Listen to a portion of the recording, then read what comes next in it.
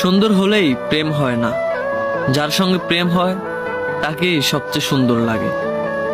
এই কথাটার মাঝে লুকিয়ে আছে ভালোবাসার আসল মানে।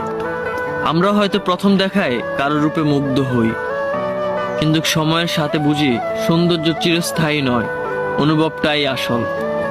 যার চোখে নিজের পৃথিবী খুঁজে পাই, যার পাশে থাকলে মনে শান্তি পাই, সেই মানুষটাই আমাদের কাছে সবচেয়ে সুন্দর হয়ে ওঠে।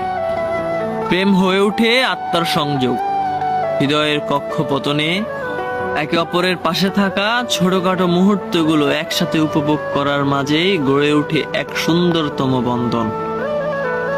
তাই শুধু বাহিরিক রূপ নয়, সত্যিকারের ভালোবাসা তখনই জন্ম নেয় যখন একজন মানুষকে তার সমস্ত ভাঙাচুরা, হাসি, কান্না, আলো, অন্ধকার সহ গ্রহণ করি।